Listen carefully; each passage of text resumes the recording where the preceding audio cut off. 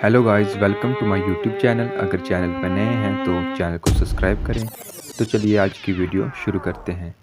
ये स्टोरी हिमाचल के कांगड़ा की है। ये बात तब की है जब यहाँ के लोगों के पास रोज़गार नहीं था। वे घर घर जाके खाने पीने का सामान बेचते थे। उन्हीं में से एक शख्स कार्तिक के दादा थे। वे दिन में सामान बेचने के लिए जाया करते थे और रात को घर वापस आते थे। वे हर रोज़ अंधेरा होने से पहले घर आ जाते थे। लेकिन एक दिन ऐसा होता है कि कार्तिक के दादा को सामान बेचते बेचते अंधेरा हो जाता है और घर आते समय रात हो जाती है। उस दिन उनकी कमाई भी ठीक ठाक हुई होती है, तो वो रास्ते से मांस भी खरीद लेते हैं और घर की तरफ चलने लग जाते हैं। घर चलते चलते उन्हें रात के 11 कब बज जाते हैं कोई पता नहीं चलता।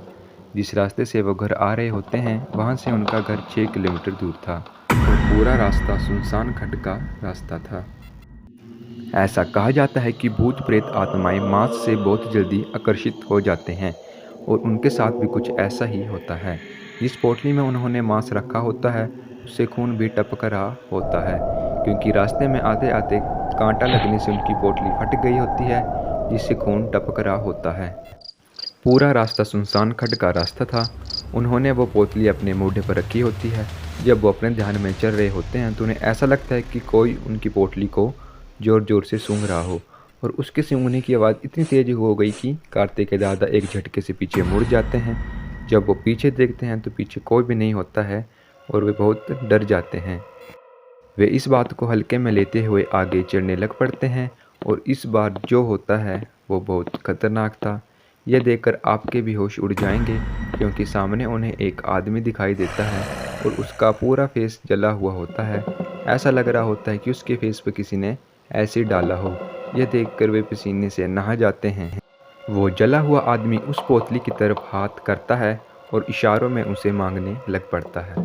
वो आदमी इशारों से ही बात कर रहा होता है, पर कार्तिक के दादा हिम्मत करके उस जले हुए आदमी को इग्नोर करके घर की तरफ चलने लग पड़ते हैं।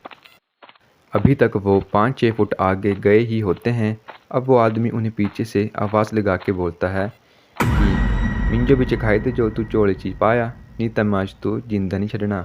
हिंदी में, जो तूने इस पोटली में डाला है मुझे भी चखा दे, नहीं तो मैं तुझे आज जिंदा नहीं छोड़ूंगा। ये सुनकर कार्तिक के दादा इतने डर जाते हैं कि वे मांस को वहीं फेंक देते हैं और घबराते हुए घर की तरफ भागने लग पड़ते हैं। वो स्पीड से घर की तरफ भाग रहे होते हैं और पूरी तरह हाफ जाते हैं। वे मुश्किल से रात के 1 बजे तक अपने घर पहुंच जाते हैं और वे अभी भी इस बात को भूल नहीं पाते हैं। अगली सुबह जब वो ये सारी बात किसी तांत्रिक को बताते हैं तो वो तांत्रिक बताता है कि अच्छा हो तूने वो मांस वहीं फेंक दिया, क्योंकि उस आत्मा या छलावा जो भी वो था उसकी नज़र उस मांस पर पड़ गई थी। अगर तू वो मांस उसे नहीं देता तो शायद तेरा बच पाना भी मुश्किल था। मैंने आपको ऊपर भी बताया कि ये जो चीज़ें होती हैं वो इंसान के खाने पीने वाली चीज़ों की तरफ बहुत जल्दी आकर्षित हो जाती हैं, और ऐसा ही कुछ कार्तिक के दादा के भी साथ हुआ था। उनका कहना था कि इस इंसिडेंट के बाद उन्हें थोड़े दिन तक फीवर रहा था, परंतु जब वो उस तांत्रिक के पास जाते हैं उस तांत्रिक ने उन्हें मोरपंख से जो बनी झड़ी होती है उससे उनका झाड़ा किया था, जिससे वे जो बुखार था वो थोड़े दिनों में ही ख़त्म हो गया था। तो ये थी आज की स्टोरी। अगर आपके पास भी है कोई हॉरर स्टोरी तो आप मुझे ईमेल कर सकते हैं। मैंने डिस्क्रिप्शन में अपनी ईमेल आईडी दे दी है। तो चलिए मिलते हैं अपनी नेक्स्ट वीडियो में। तब तक बाय बाय।